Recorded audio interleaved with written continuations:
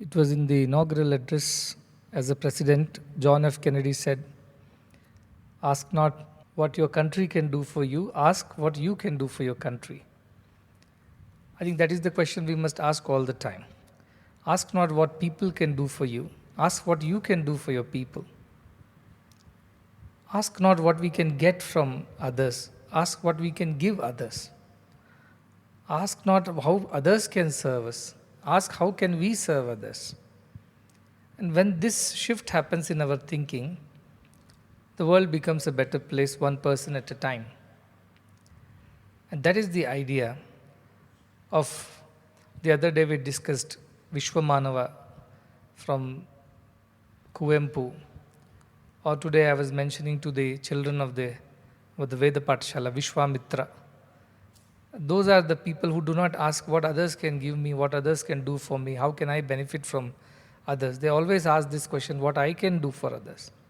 How can I help? How can I be of use to those who need? That is the way human beings evolve.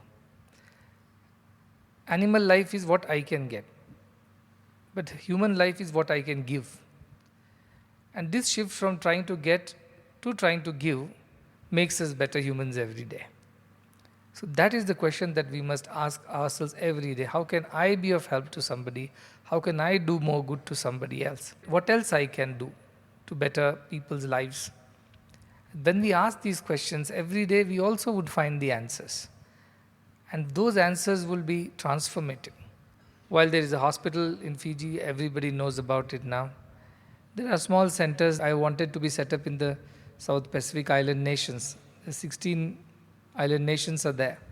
They're all scattered islands across the entire South Pacific. And I remember 3 years ago when Dr. Kripali is here, Sumit's better half, she's the director. I said, can we invite the children of South Pacific also to come to our hospital and get treated? That was not a very easy thing because a lot of paperwork and government to government relations, so many things have to be sorted out. Largely we were serving only the children of Fiji. But then they made efforts, invited people from close by islands and I think Samoa Islands. Then some people came from Kiribati and the nearby island nations. Now a lot of children have been treated. And that word spread. Now those governments have come forward to set up cardiac screening centers. And we will train the eco-technicians in Denhalli. We'll bring them here, put them on a training program and send them back, put them in all these centers in these island nations so that they can keep screening the kids. Because many times these parents are not even aware of what the kid is going through. When he's breathless, when he's not able to eat, when he's getting feverish, getting infectious often, they think it's just a viral fever or it's some kind of infection that happens to all the children. They don't even realize that it is a cardiac disease. So this is something that because of the lack of education and awareness, it is important that we go out of the way to screen, find these patients and then do something about it. And another very good news about Fiji is that we are also setting up a cardiac training institute right next to our hospital. And that would also take nurses, paramedics, technicians, surgeons, or intensivists, all kinds of professionals, especially in pediatric cardiac. And then we will train them right there by sending teams from here to work with them and train them so that we build capacities. And one day Fiji can run on its own. You don't need to borrow talent from anywhere else. That is the big plan. So these two people, Sumit and Kripali, have worked very hard in the last 10 years to build that center slowly, one step at a time. And today it has become the only international center for pediatric heart care in the whole of South Pacific. There is no other center which does this kind of work, that too free. So I'm very happy that this is happening. And now Sunit came and told me this new good thing that governments are participating. They saw the work.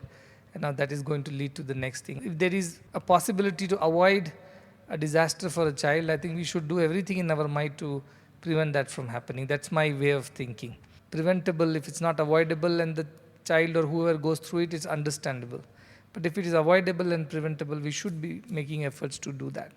And that is the idea with this. People are doing whatever they can. It's a large team over there. The foundation is there. Doctors come from many parts of the world to do the work in Fiji Islands. And I hope one day our students and our people also can go when they are capable of doing this. We also have a team from our Healing Little Hearts mission from the UK. They are from I'm told from Czech Republic and from Latvia and other places in India too, who have come here to perform heart surgeries on children. I welcome them all to this ever expanding global family of healers and helpers for the poor and the needy. They are all sitting in the audience, so welcome to all of you as well.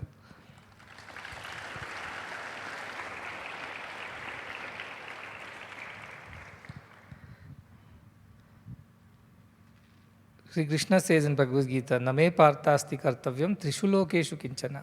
No duty whatsoever, I am not duty bound in whatever way, in all the three worlds.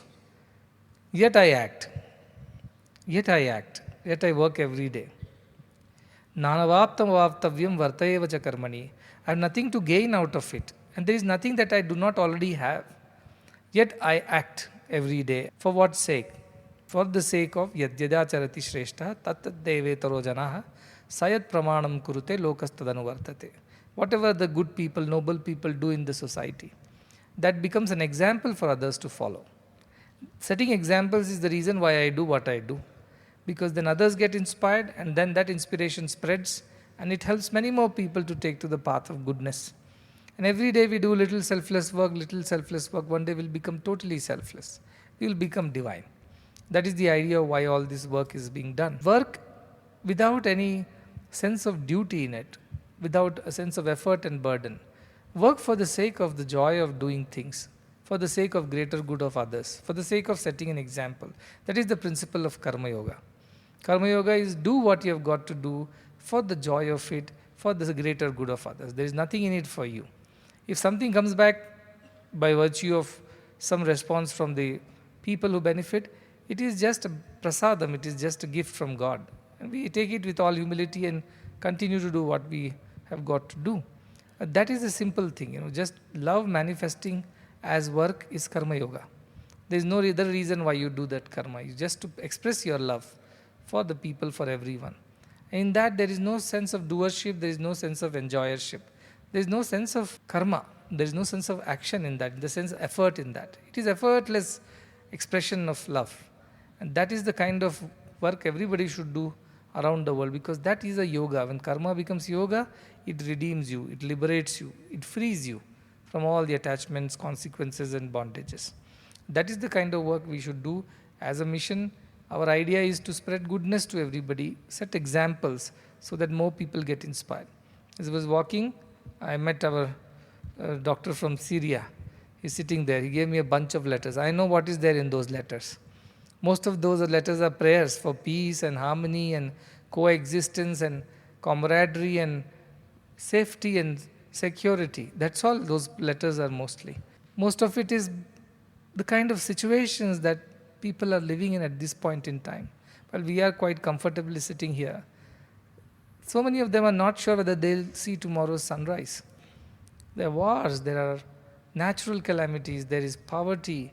Even in so-called the developed nations, I saw somebody from the US told they are in Texas. 4 of our children, many children from India, 40 of them as a contingent went to the US, presented some of their AI-based innovations for solving bigger problems in the society. And our boys went with 2 projects. One of the projects is about glasses for blind, which has a sensor. And it can sense if anything is coming in front of them, so that they don't go and bang their head against it. So I asked these kids, but they already have sticks, right? So why did you put the sensor on the stick so your stick will know?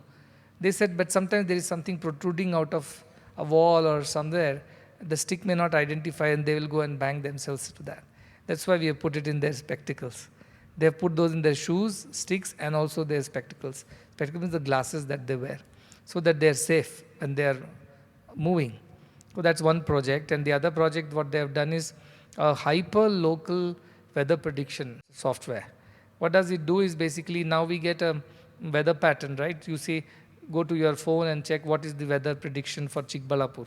They will give you the entire Chikbalapur, this is going to be cloudy or rainy or sunshine and things like that, temperature, humidity and precipitation. So, but what happens that within Chikbalapur there are regions there might be rain there, and the other side there may not be any rain. So you do not know exactly what is going to happen in your region, because Chikbalapur is a big district, you can't just generalize the whole thing. So they came up with this hyper-local predictive AI-based model where you can actually feed in the location and it will exactly tell you what would be the temperature, whether in that street-wise they can find out. And I asked them, where did you get this idea from? Why did you think? Then they said they read in newspaper that a lot of people were dying of heat waves in north during the summer. Similarly, there are floods, there are rains, there are so many disasters. And while they may see that there is a general prediction that temperature would be so and so, but at certain point in time in the day or in certain area of that locality, there might be more heat than what you could think, because that is a zone of heat waves. So they came up with this idea. They take all the data from the satellite and then they feed it into this algorithm, whatever they have prepared. It passes through that, you feed in your location, it will exactly tell you at what time of the day, how much will be the temperature, whether there will be a heat wave, whether there will be a rain or weather patterns, so that you can be more prepared. Otherwise, you start from Mudanalli, it's all bright, you reach Ikbalapur, it's raining.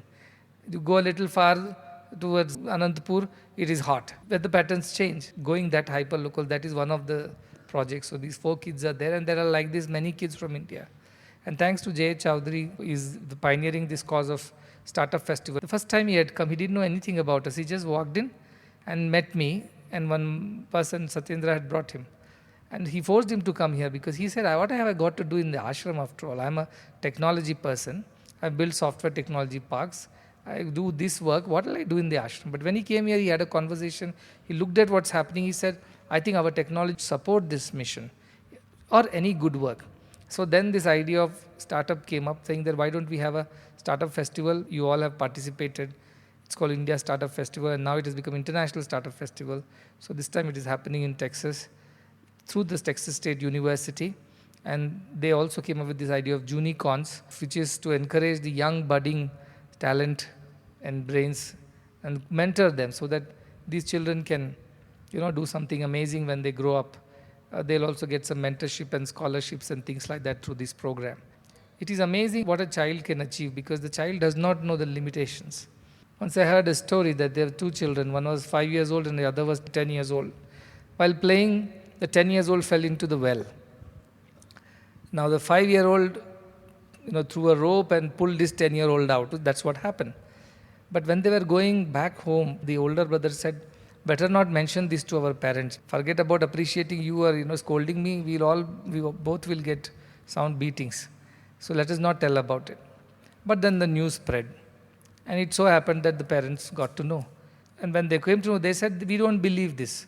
How can a 5-year-old pull a 10-year-old out of a well? That is not possible. You are so small, he is so big. You don't have the strength to do that. We don't believe. This is some cock and bull story. We don't believe. But then other children were there who told that, no, this really happened. And the parents could not believe. They thought the children were lying. So they went to a wise man, a grandfather, and asked him, do you think these children are telling the truth? Do you think this really happened? That this young fellow, small one, pulled out the bigger one from the well? Because physically he is not capable of that. Then the wise man said, I'm sure this has happened. This is true. They are not lying. So the parents asked, why do you think so? He said, because the 5-year-old did not know that he cannot pull the 10-year-old out of the well. If he had known that this is not possible, he would never have tried and this would have never happened. So children like that, they don't know what is impossible. So they just try it and they succeed. And that is why we should not limit the imagination of the children by telling them, oh, you're not capable of this, you can't do this is never done, this is not to be done, nobody has done this before. Don't say negative things like these to kids. Because their imagination is wild, they can think of anything. And let it be impractical, so what? Let them try. Let them find out whether it is doable or not doable. If it's done, they have done a good job. If it's not done, they have learned a lesson that this can't be done. Both ways they have benefited. So we as teachers and elders should not restrict the child's imagination by our conditioning because of our social bringing, our conditioning. We should not impose it on our children. Give them the opportunity to be creative, to try it out. Even fail, that's okay. So these children are doing wonderfully well. And I'm very happy that kind of a learning environment is created where the child's curiosity is aroused. And they're also encouraged to experiment, to take risks, to try it out. And they're proving themselves. So this is wonderful, and I think when I asked one of the entrepreneurs, they said most of the innovations in India are happening at rural and midtown level only, not from the big cities. Because in big cities, once you study in IITs and things like that, you are told what is possible as per the laws of mathematics, physics, and chemistry, and whatever, and what is not possible. Then you already are limited in your imagination. Whereas these children don't know in rural areas and simple towns, they don't have that kind of education. So they keep trying something and they succeed. This is wonderful because India is a talent pool. Materially, academically, or in terms of their capability, it is so much potential in India to be harnessed. But unfortunately, most of the children don't get this opportunity. Either they're sick, lying in some hospital, they are malnourished, stunted, wasted, or whiling away their time because they're not in schools. And then they become a burden on the society as time passes. So something needs to be done about it. If every child gets an opportunity at least to educate itself and then get an opportunity to express its creativity, its capability, I think so many problems of the world can be solved very easily. So on one side, this is happening. AI-based solutions by kids of 7th, 8th, 9th, 10th standards. On the other side, we have a Veda Gurukulam, which still performs the rituals, follows the traditions, does the Upanayanam, initiates people into learning Vedas, just as it was done thousands of years before. And then when I was sitting with these children, I was listening to them. They also do NIOS in school education. They're doing very well because their minds are very focused, they're very concentrated because of the Vedic learning. Sanskrit is, as a language, increases your memory power. It's proven scientifically that it builds new neural pathways because the memory, Sanskrit is all about memorizing. It's like using a muscle. The more you use it, the stronger it becomes. Like that, the more you recite, you create a memory in you, the more neural pathways form. It means now you have a wider bandwidth to absorb more information and retain it. So these kids are doing very well in subjects as well. This is because of our ancient understanding of how children should be taught and how their learning should happen in them. All this was discarded and thrown out of window in the name of modern education. And now I've seen so many of these children, what we call a new term called brain rot, which means all the time they're on the phones and social media, rolling the screens, and anything that they need to do, they'll immediately go to the internet and find out. They do not want to put any efforts. Now this is what one of the companies was telling. We don't know whose resume is even genuine because everything is made by ChatGPT or something like that. They don't even put effort. They don't use their brains. The less we use, the more it rots. Like anything. Use it or lose it, as they say. That's what is happening to the children's brain on the other side of the world, where they don't even put efforts. So that brain is becoming duller and duller. On the other side, you have our institutions where they're always challenged, they're always asked to do newer things. So while I was sitting at the Veda Pathshala listening to the mantras, the Gayatri Homa, and all the other things, I was so thrilled because what a wonderful institution. On one side, you have the latest technology being taught. On the other side, you have the most ancient knowledge being imparted. And there is no dissonance, there is no opposition in this, there is no conflict. Both exist together. This is Indian knowledge system, where there is place for everything. Nobody is discarded or denied. Everything can be assimilated, can be synthesized, can be amalgamated. This understanding is only Indian thought process. And now slowly things are changing around the world because they're looking at India had done in the past, how did it do? Now they're trying to solve that hard problem of consciousness. And how consciousness is everything, which I was talking about, Vedanta, Prajnana.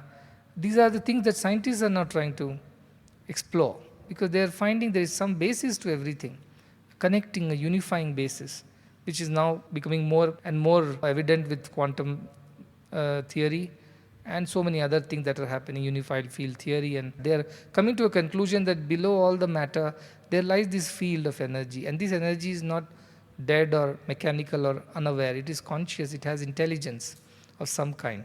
They cannot still put their finger and say, this is the reason why it is so.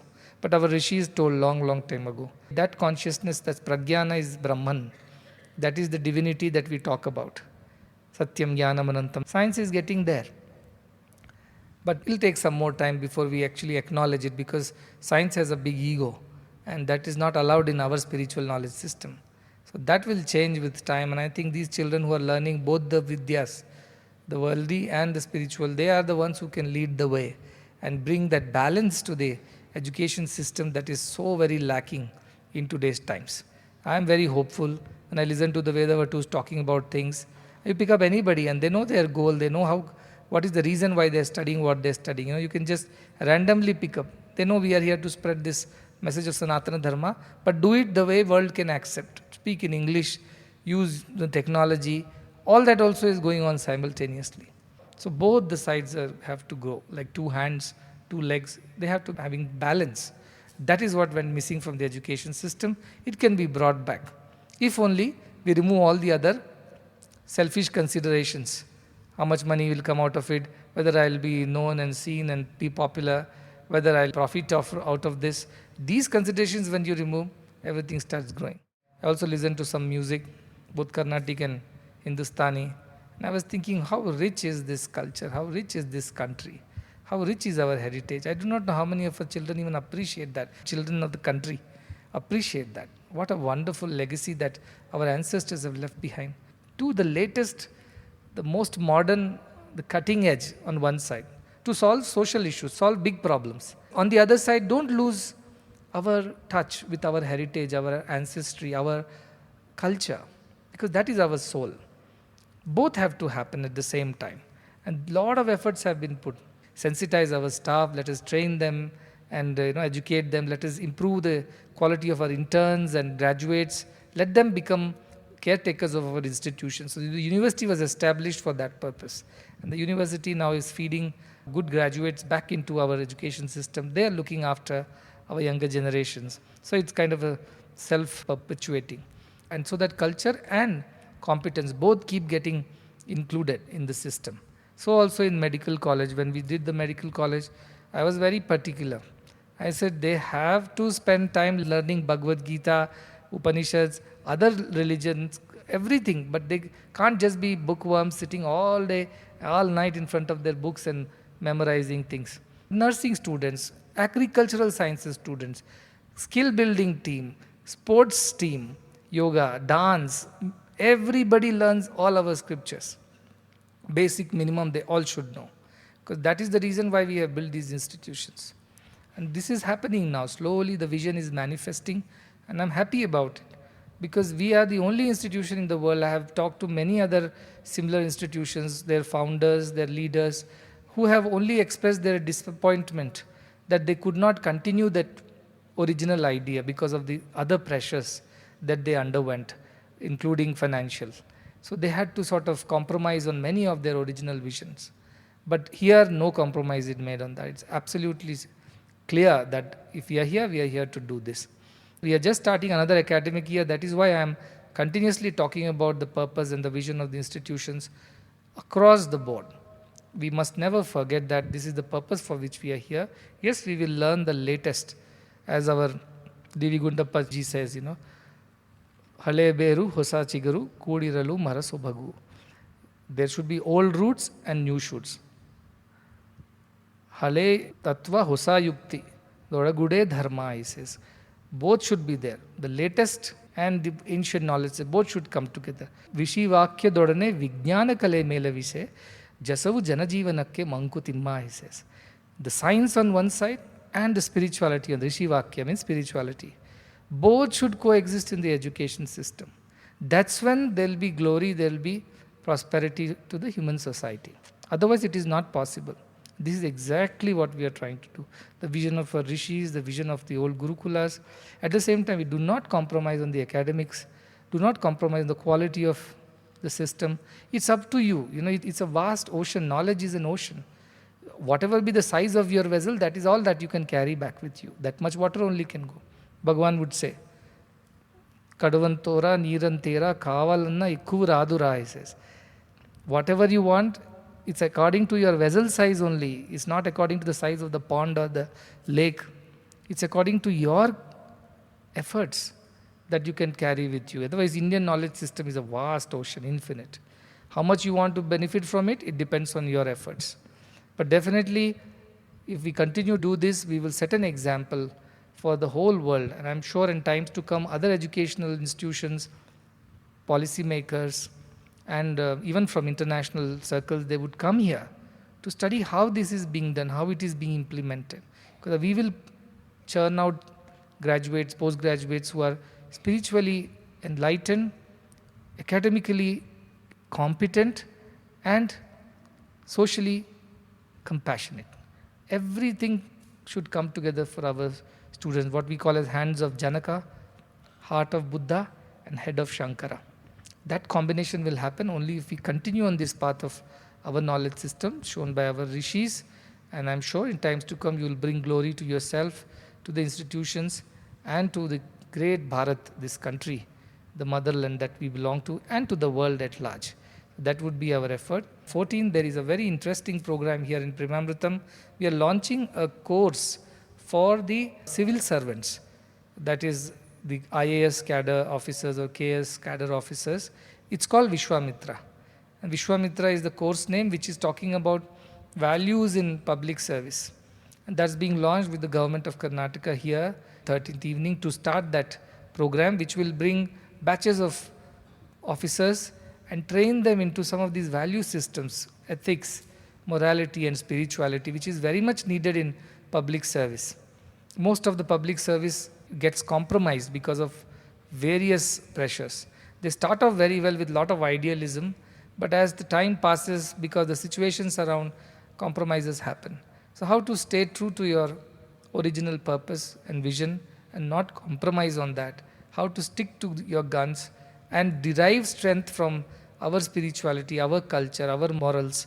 That is the idea with which this course has been designed. It has been done very well by Mr. P.M. Nair and team for the last 3-4 years. They have been working on it. Several iterations, corrections, editing happened because of the requirements of the government. But now it has come to some basic shape, and I think the first course is being launched, and then many more advanced courses will be launched later. So that is another way our institution wants to contribute towards building a better country for everyone, better citizenry, better governance, and better public participation. So that's also something that institution is doing. So world is your canvas. You ask and you get it here. Today I met all the agricultural sciences, the new batch of students. They have joined. They will promote the idea of healthy organic agriculture. Last evening I met the team from Subiksha, the cooperative for farmers in Tumkur, which does grow ragi for us. And he was telling, in these many years, government has tried to incentivize farmers to move away from chemical, pesticide-based farming to organic, natural farming, telling that over a period your yield will increase, you are doing good to the earth, you are doing good to the society, but they could never succeed in transforming the agricultural system in the rural area because farmers were not interested in all those ideas. But because of Annapurna, for which they grow ragi, and the ragi goes back to their own kids in the government schools, they have been so sensitive that all these farmers have moved away from chemical-based farming to natural farming now. He said never at such a scale, like 3,000 farmers moving over, changing over their farming technology or techniques from chemical or pesticide-based to natural organic has never happened. No government has achieved it. Why it happened? He said because you have connected the mother with the child. The farmer mother knows that the ragi that I am going to grow, it will go to Annapurna Trust, get processed and go back into the stomach of my own son who is studying in the government school. So I better not feed poison to my own child. At least not if I know. With some farmers in Andhra, and I asked them, so whatever you grow here, they were growing chemically. I asked them, you eat this? He said, who will eat this? Is poison. So I asked, what do you eat? We eat ragi, we eat all these other grains that are our native. I said, so you don't eat this high-end rice? He said, no. Not that they cannot afford to eat it. They simply don't eat it because they know it is not good for their health. But the farmers are smarter. They don't eat their own food. That's what they say. We grow our food in another patch of land, not here. This is all for selling. So this was the attitude of the farmer. That's why they will never change over to an organic farming thing because they were getting money for whatever they were selling. But here, while they get money for what they're selling to us, the ragi, they also are extremely aware that this is going to go back into the stomachs of their children. And not only their children, children of so many farmers across the government schools. So they do not want to do it. And this has come from them on their own. It is not something that was forced. So that is what the head of that Subiksha cooperative was telling me, that Swamiji, this transformation governments have not been able to achieve despite incentivizing them or trying to give a better MSP. They have never moved away from chemical farming. You have achieved it because of this Annapurna, where you have connected the farmer with his own child. That is why they do not want to do this service to this. See, look at the transformation which is happening on the outside of the Annapurna. While it does solve the problem of malnutrition, Same time, it is also transforming agriculture. It means better soil, better water, better environment, better ecosystem, better health. This is how good ideas, good work can transform. So, ask not what others can do for you. Ask what you can do for others. We asked how can we solve the problem of malnutrition. Today we are also solving the problem of empowering farmers, doubling their income, improving the soil and climate. We asked ourselves how can we improve the quality of morality and ethics in the society through education. Today we are not only doing latest technology, we are also not losing touch with our roots, of bringing a new model of education which is successful. We asked how can we not leave or deprive people who are incapable of affording healthcare. How can we include them?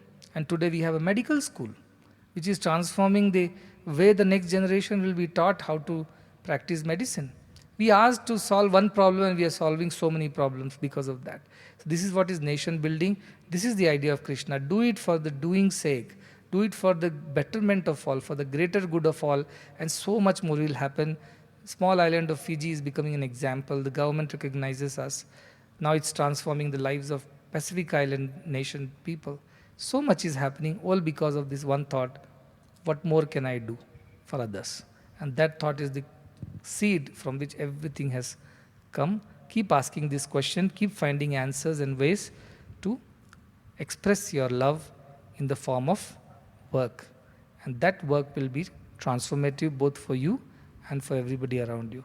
So with these words, I'll conclude. Blessings to everyone.